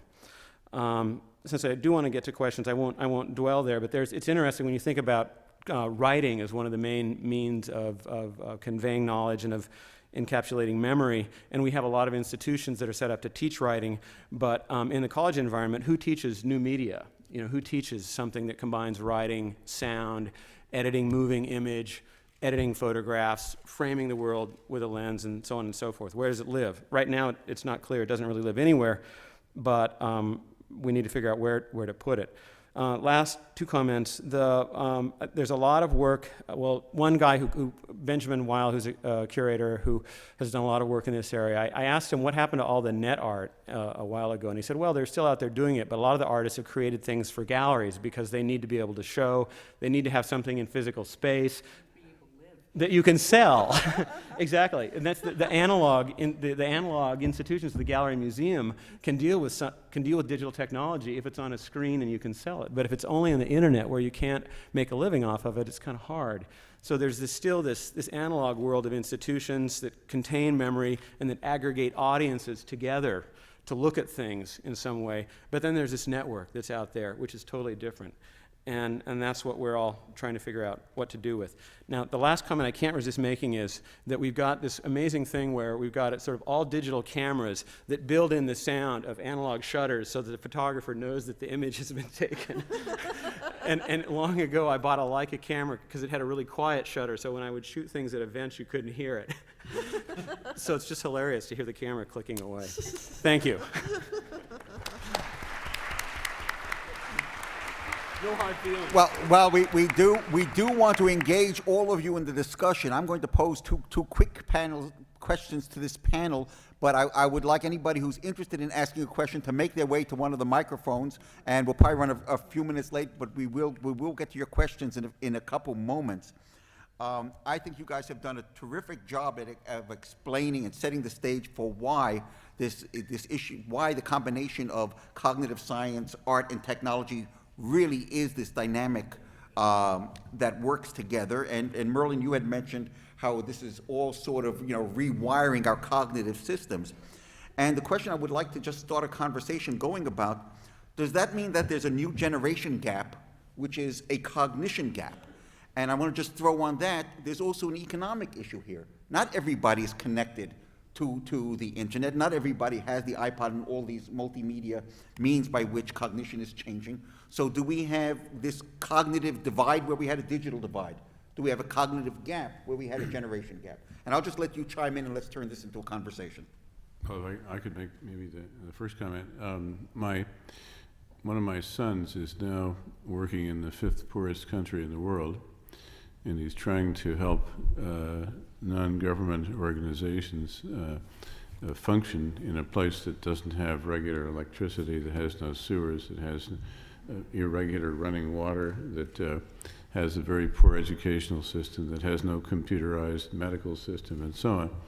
And yes, there are unbelievable inequities, and it does amount to more than just an economic divide, because when you're living in a setting like that, you don't have the tools to think. You don't have the tools to formulate policy, and most importantly, you don't have the tools as a group in society to form the structures that make lightning-fast decisions. We have so much power now in the system itself that I won't say individuals don't matter, but individuals must work within it to gain those that power, that ability. I think there is a gap, and I think that it's increasing rather than decreasing, and it's incumbent on us as the ones that are living at the sort of top of the pyramid to try to level the playing field a bit around the world. I think that should be a very high priority.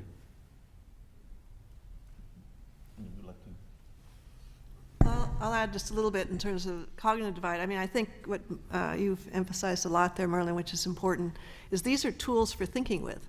So it's such a fundamental element. It's not just show and it's not just entertainment. Now, it also is great show and great entertainment. But I think that if indeed these are part of what the cognitive apparatus is, then indeed we're talking about molding that into things that we want people to be able to do, and also making sure that people have it. Now, getting the devices, I mean, we can talk about the economics, which are a long conversation. That's tough, but I believe actually the moment now is being able to use these. What is it one has to say given these opportunities? And so I don't think we've actually, our culture, those of us who have these devices, who live in the United States, I don't think we've taken advantage of these for imagination and other kinds of elements. I think it's more than what we have to say. I think that there's a specific aesthetic, and that it's changing our expectations of how we tell stories and how we try to reframe things. And it's beyond just what we formerly thought of content. There's kind of a subtext to it. And I think that's why it's so fun for me watching what kids produce with these things, because they don't know what the established aesthetic is supposed to be. But also then I think for kids, MTV, that was an amazing revolution, in terms of just thinking about cinematic elements combined that came from a very different place than most mass media. And your work, it introduces whole ways of representing imagination and personality and things. How many of you out there feel that there's sort of like a divide between what you can handle technologically and what you see your kids can handle? Do you feel that sense? Grandchildren. Okay, grandchildren, kids and grandchildren can handle. How about what you can handle and what your parents can handle? Yeah, and it can, yeah. And so let me just ask this quick question. I'll direct this particularly at Merlin. If we're not used to doing this and we haven't grown into this multitasking mode and know how to do all these things, is there an age thing here? I mean, can some of us who are older sort of like dig into this equipment, start IMing and doing all this sort of stuff and catch up, or is it, is it a lot of cold solder up there and we're dead? Well, it's interesting that it hasn't been studied very much. We've studied a lot about your ability to acquire, for example, a second language, and we know that your brain turns to concrete somewhere around 15 to 18 years of age, and you are very good at it. You're a genius at it when you're 4 or 5. I had a colleague who went to China with his kids, and he and his wife had about 3 words of Chinese after a year on sabbatical, and the kids were babbling away in Mandarin. So from one point of view, you get less able and less flexible. But from another, it's shown that actually, on the higher aspects of language, older people do better than kids. That is, you may have the most atrocious accent and so on, but you will probably master the highest level of things better as you get older. So there are some advantages to age, but not tremendous number of them. But there are some, and we cling to those with desperation. By the way, I am looking for people to come to the microphones here, so I hope there are some folks who want to ask us questions. Now, of course, 2 of the primary sponsors of this event are the 2 great museums in Cleveland. And why are we interested in this? We have to interpret art, and we think we can use technology to help interpret, help make art more meaningful. And my interest in this field came about because I didn't know how the hell to do that. Using technology, we sort of try things and hope that they work. But as I said, we are being sponsored by 2 great museums, so I have to ask this panel, what does all this technology, new art, new way of looking at the world, new knowledge about the cognitive science and art, what does it mean for the future of museums? Well, I think the whole ecology of how people are thinking and learning is going to change. So we have the institutions of universities, schools, for example, that have traditionally been in that business. I think that museums are much more suited to be in that business. And I think that technology, with its ability to connect people and be community spaces to which people of different ages are invited and welcomed, is in fact a major opportunity for the museums. I think you have to redefine museums, just like now, for the first time in 100 years, you're having to redefine what cinema is. I think the whole notion of what constitutes art and how you see it is radically different. I think that my first reaction was stress, is what it'll cause, but also excitement. But one example, I'm working on a show now where about 3 or 4 of the pieces are video, and one of them has binaural audio in it, which is a very high quality audio. And I decided we're not going to publish a catalog for it because we can't show anything that's really the most meaningful thing of the show in a paper-based publication. There's just no way. So there's a lot of adaptations that are going on, and a lot of it has to do with electricity and when it's present and when it's absent, and that, you don't need electricity to open a book. You do to look at all this stuff and to record it. Okay, well, let's open the floor. Why don't we start right here, and we'll just sort of bounce around. I've been involved in this discussion today from noon on. A word I haven't heard spoken at all is the word feeling. And the word feeling is something I associate intimately with art. I think it's it takes, as a form of human communication, it mixes feeling in. And so my question is, what place does feeling have in the new dynamic of art, technology, and the mind? Anybody go for it? It's free for all. That's a tough one. I would say that it should be front and center, but it's kind of it's a loaded gun. It's a dangerous, potentially dangerous element as well. So you can use the media to get people all fired up for all sorts of reasons, and it's a very powerful tool, as we see in the manipulations of certain types of politicians. But on the other hand, it's necessary because life is only meaningful in as much as it does have that feeling tone. I think that's a very delicate question that has to be addressed. I'm not competent to answer it, but I think it's a very important question. I would just add one thing, is that I think in our language, the community that's been meeting this morning about it doesn't know each other well enough to use those words well.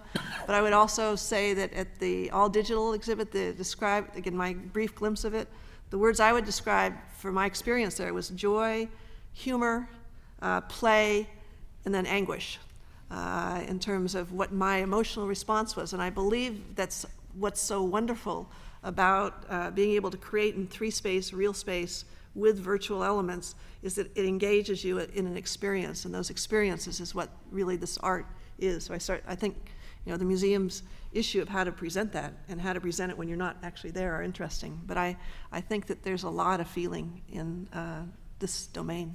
And I think the reason artists using technology frequently use it is because they can get at the feelings that seem really contemporary to them, through it, and using some other means, or maybe it doesn't feel as intense. So I think it's also fundamental to much of the work.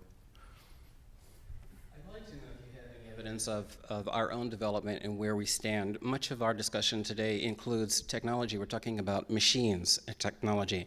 And I'd like to know if you see any evidence of our understanding and having a greater appreciation with those cultures that don't rely on technology for such ideas as thought transference or visualization. Where are we in terms of understanding these other cultures? Good question. I'd say that's a very interesting question if you refer it back to the point I made earlier about very poor countries and how ill-equipped they are with regard to both basic literacy and technology. And I think it's very difficult for us to understand those cultures. I mean, and for them to understand us. I've never lived for an extended period in the third world, but I have had the experience on occasion of being in a situation where my defenses were down. I was away from urbanization and technology for a period of weeks, and I suddenly go to an airport and I see a flood of Westerners getting off an airplane, and by God, they look pumped up and aggressive and just like different beings altogether. Yeah, I think technology and the context we live in has a tremendous effect on us, and it makes it very difficult for us to understand other people in both directions. Something that we need to perhaps become better at. Yeah. All right. I think John, is that your name, from Skidmore? This is maybe more to you than the rest. What role do you think that traditional painting on canvas and collage on canvas has now that there's obviously this huge technological revolution going on? It's affecting art and creativity. And there's obviously a change. Some artists are realizing the change more than others, maybe depending on their age, but like, does your gallery have many traditional paintings on canvas? And if so, what kind do you take? Does it have to make a comment on multimedia technology? Like almost all art institutions, we still show a lot of traditional media, and artists continue to make it. In some ways, there's a resurgence of that right now. On the other hand, who knows where it'll end up? It used to be that if you were making a painting, you made it on a jar or a pot. Now the preference is to make it on a flat thing that can be on a wall, canvas, wood, whatever. Who knows what'll happen? But as long as artists keep doing it, art organizations will keep showing it if it's interesting. I think it's, in that sense, it's in the hands of the creators, not the showers. I feel like there's a lot of artists that are exploring their own minds and their own creativity and making use of this new technology, like Lynn. But then personally, I feel like artists that work in traditional mediums have a chance to kind of emphasize feeling, it was mentioned earlier, and nature and places that technology has a tendency to take us away from. So personally, as an artist that works in with more traditional mediums, usually I feel like that's a spot where we can take our art, because there's a lot of people getting away from regular communication with societies, I guess, society in general, kind of living in, I think virtual worlds are becoming more large, I guess I would say. That's all. Thank you. It's also the case, I think, and I don't think it's been mentioned this afternoon or this evening, is that we need to think about these hybrid worlds in terms of electronic and non-electronic. And I actually would posit that many people are now moving through real space and virtual space in quite rapid manner. So representational space is of only one element in this. And so I think you might want to think about how all of those combine into a whole. So. By the way, first, I want to thank Merlin for bringing up some of the social issues involved with all of this media, and I think also the idea of sustainability of the technological society is also something very important for us to consider while we're looking at all these things. What I'd like to do is I'd like to bring up a little bit more formal issue, once again probably a little bit more along the line where Len and John are. I've been in digital art for probably about a decade, probably close to two, and I'll say that it's a pretty specific genre. You know, it has been. And as someone who is working in ephemeral and object-based media and such, is that I'd like to ask whether you folks think that perhaps in the evolution of these particular genres and their integration into traditional art traditions, the traditional Western art practices and such, whether the objectification of new media might be something, as kind of a logical progression, into, the integration with the larger, with the larger art practice.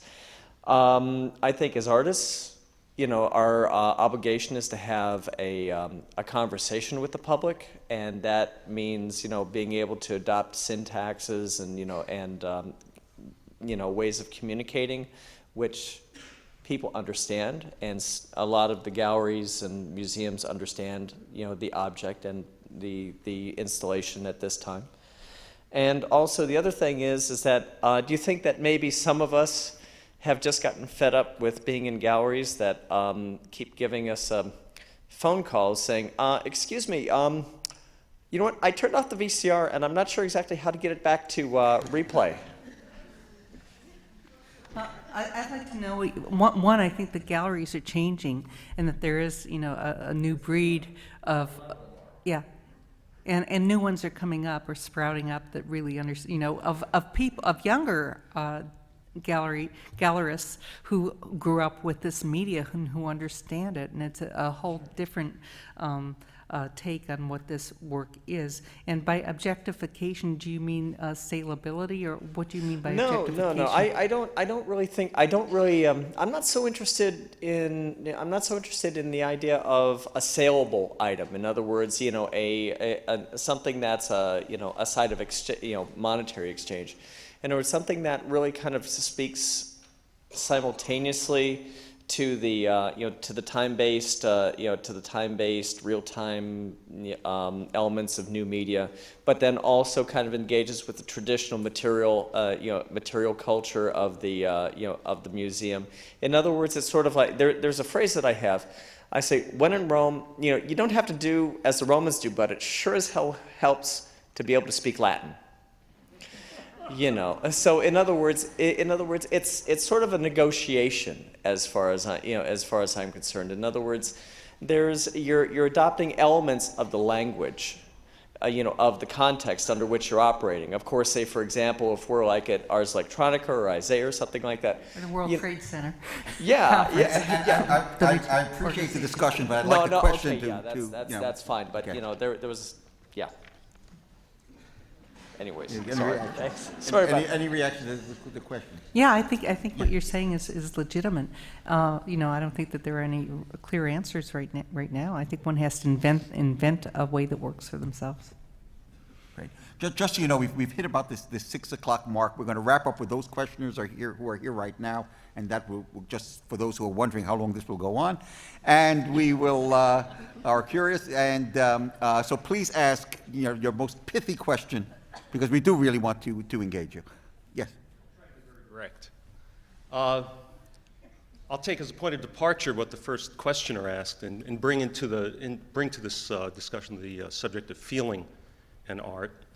And I've heard it said that the olfactory sense is the most evocative emotionally, and certainly that's something which has not been treated in very great detail or in great volume by the community.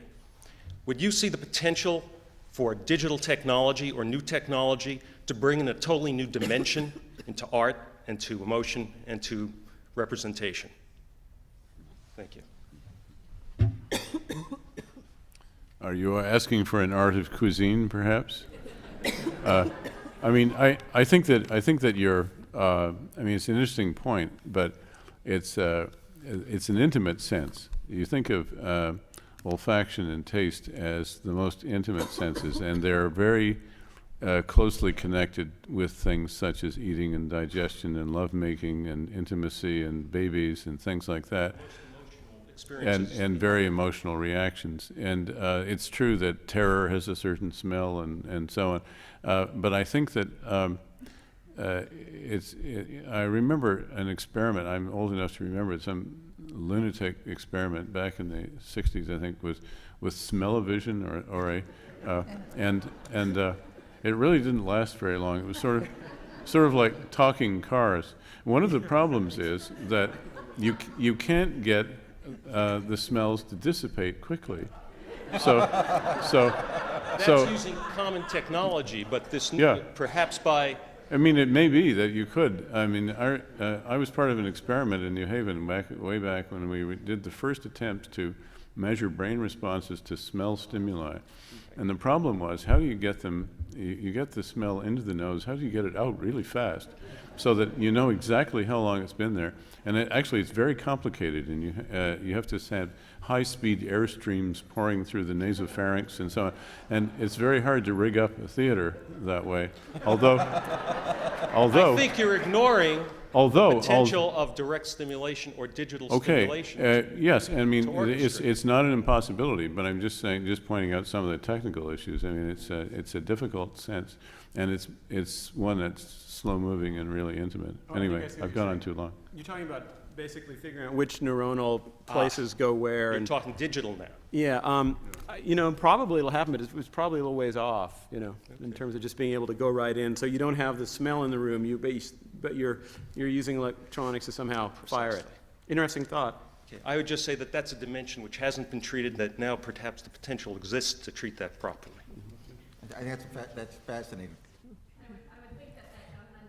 Except I know he wasn't. I wanted to make a comment, because I wish all of you had been at a Prelude event earlier today at the Cleveland Institute of Art that Jürgen Faust arranged, where a colleague from UCLA gave a fabulous talk on haptics and how the sense of touch is left out. And I confess that although I'm an art historian, I don't really care about anything after the sack of Rome, 1526. Except today, Krista, I don't know, where's Krista? She's still in here somewhere? Krista Summerer presented a project this morning that involves using gourds and telephony, and you sit in opposite chairs holding gourds, and you can hear the heartbeat of the person. You can feel the heartbeat of the person on the other end. And, you know, I don't think I felt this way since the last time I saw Durer's self-portrait as Christ, where, you know, it's, and as she described it, this is an incredibly intimate and moving and feeling thing, and it's the first time really where I've had that same wow experience of 15th century frescoes in this new field. And I think the feeling is there. We just have to be able, as John says, to get out and witness these things for ourselves. And I'm ready to catch the first plane to Japan just to sit in this chair and hear anybody's heartbeat, because it's the connection between people. So. I have an observation and a question on that. The way I see these fields intersecting is it's kind of a change in our thinking and identity, where it is process-driven instead of, I don't know, theoretical-driven or reality-driven. So if that is the way this is going, where we're thinking in the process, I guess I'm wondering then into the philosophical question of where we're finding the self. So if we're finding the self in art, technology, the mind, and ourselves in the process of all of these firing of neutrons and electrons or whatever, then where do we find the self as far as our identity problem? Are we just, you know, a series of events then? Not that I'm worried about that. I actually like that thought. But how do we, my second question to that is, how do we sell this point to the common man, like on the street, without them thinking that they're lost? I mean, how do you sell the point that you're nobody, that you're just a process? Okay. Well, of course, Walmart is the biggest marketer in America. They could probably. Who would like to answer that? I don't know. Well, I mean, that's a very challenging question. I mean, I think that in many ways it singles out something that's in the background of my talk, and that is that traditional cultures in many ways solve that problem much more effectively. Which might be one reason why you see fundamentalists all over the world rebelling against the modern world. It's a very interesting thing because you have such a different mindset in those kinds of cultures, it's a tension that I think just needs time to resolve. I mean, there's no particular reason why a high-tech, modern, fast-moving culture can't be just as comfortable and cozy as a traditional one, I don't think. But it's just that it's brand new, and I don't think it's had time to really mature. So I just say I'm basically optimistic that human nature will assert itself and we'll find some way of being comfortable with all of this. That's just my instinct. We're kind of holding on to this identity, and we're moving forward into process, and it's moving very, very fast, but it's not necessarily scary. But I guess I wonder how you sell it, or without being manipulative, with people knowing that they are in that process. How do you? I don't think it has to be sold. It's happening. I mean, it's there. You know. And there's parallel identities and parallel realities. Second lives. Being there, but being sold as a manipulation or an advertisement, product use, rather than people finding themselves in their own processes. And I would just, that was the one, when you started talking, I didn't know if it was relevant, but maybe it is. It's what I see a lot of these devices doing, and this is why I think I'm so interested in kids, is it gives the opportunity to find your identity in many different ways. You get to choose in an interesting way, in a very, if you look in a media sense, it's different than a broadcast media. It's quite different than that era. But I think what's intriguing is that then the range of choices are gigantic. And I think that if one is being honest about that, you then have to have environments in which free choice behaviors are, you spend time with them. So you become good at those choices, because many of, yes? But you don't need one either. No, I mean, that's what I meant by choices, yes. Exactly. I So mean, it's the whole idea of notion of identity has been fractured, you know, and disrupted at this point in time. Great, thank you very much. Mine is really more of a challenge to the panel to brainstorm for a moment for us than a question. It has to do with what can we do practically. What's been brought up here is that there is a divide, and it's an increasingly faster moving divide cognitively for what people are able to handle in their daily lives. And my concern is for a great bulk of our population as we've moved from a manufacturing to a technological society, and where that leaves people with being able to meet the basic needs of being human. I mean, Maslow's hierarchy of needs, we start with clothing, food, and shelter. On a practical level, would you please brainstorm how we can bring the cognitive, educational, science piece to the public piece of museums and artists and technology, and how can we help people to stay viable in such a fast-moving society? Who wants to take this? With great enthusiasm and vigor. I mean, I think the thing, I sound like a broken record, the thing that's wonderful is that kids are spectacular. I mean, I don't know all of them, but everyone I've met, spectacular. And what's intriguing, so that's, I mean, unlike many problems where you start with nothing, we actually start with a huge amount. And I think that if we can somehow figure out, and we're not very good at it, how to keep that playfulness and aliveness alive with these kinds of tools to allow possibilities, we stand a chance. Now, how do you do that economically? I mean, that's why I'm so interested in museums. I don't think schools are going to do this at all. They're experts in print culture. They're experts in status quo. I think that's not what's going to solve this or address this. But I think that issue of that this is required for participation is the key issue of the era that's at this intersection. But being in the museum world, I think that if the formal education establishment doesn't take on the challenge of teaching how to work with more than words, we don't get there, because museums, there aren't enough museums, people don't spend enough time there. I think it has to be something that's bigger. So whenever I'm in an educational institution, it's a good thing to remember. What's the next step going to be? We've got English 101. What's going to be sort of new media literacy 101? Where's it going to live? Which department is going to take responsibility? And how's it going to get into the secondary schools and the primary schools and all of that? Or vice versa, how it goes from the primary schools where it's actually more natural into the schools of higher ed. Moving up, not down. I think the museums have to be in the forefront, but that it has to also involve the educational system.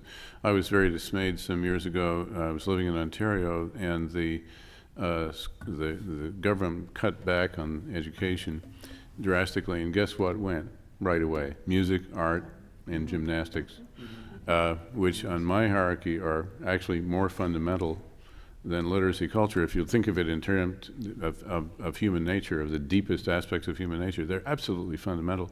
So I don't think you can leave the schools out, but I think the museums have got to be a galvanizing force, because they're They have the resources. The schools don't. The schools are, many of them anyway, don't have the kinds of resources they need, especially inner city schools.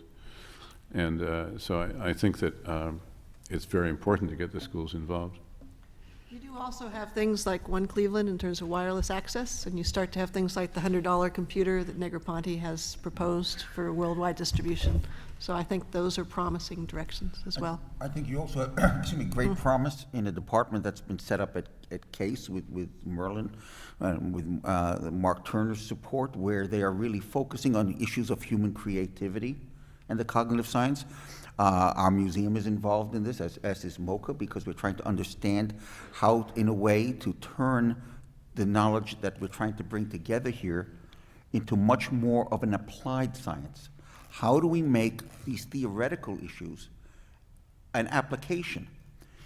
And it is of interest to the Cleveland Museum of Art and MOCA to explore, with an institution like CASE and others, how we become the laboratory for that.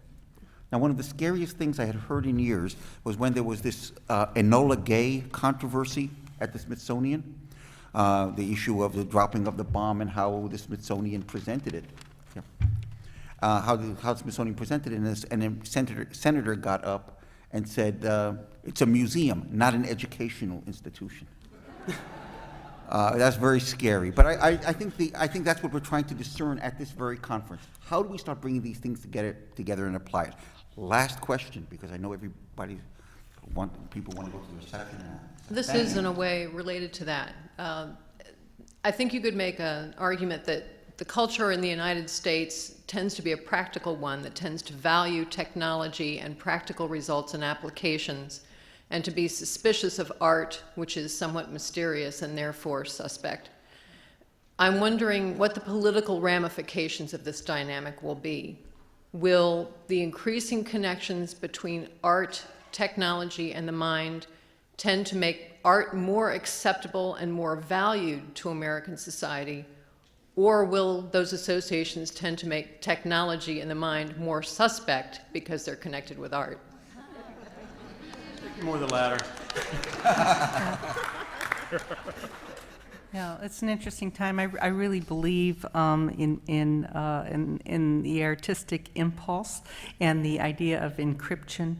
I think we are living in difficult times when we have people being randomly arrested with possibility of being sent to jail for 40 years for nothing really except for some zealous prosecutor trying to enact the Patriot Act or win points on that. I'm talking about the Steve Kurtz case. If any of you don't know it, go to the critical CIEDefenseFund.org. But I think it's a kind of a very dangerous, repressive movement, where culture right now really is at war. It's not supported. There's no support for individual artists in the United States.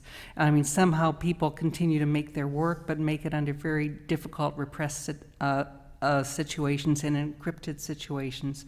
And I think that we all have to be aware of that this really does affect all of our futures and what our society might become. Well, on that note, I will turn it over to Lev for closure to these issues. Well, how about we begin by simply thanking the panel and for all of their contribution. And an extraordinary conversation here in Cleveland, which we hope actually ripples far and wide. I do want to share with folks, lest there be any misunderstanding, that immediately following this event, the patrons of MOCA Cleveland are invited to a preview. Tomorrow night from 6 to 10 p.m. is the public opening, and we wish everybody in the public who's not a patron, and we can tell you how to become a patron actually of MOCA if you'd like to know, board member hat being worn here. We'd like to welcome you all back tomorrow night for the official public opening from 6 to 10 p.m. tomorrow night. And with that, our proceedings are concluded. Thank you very much. Thank you very much.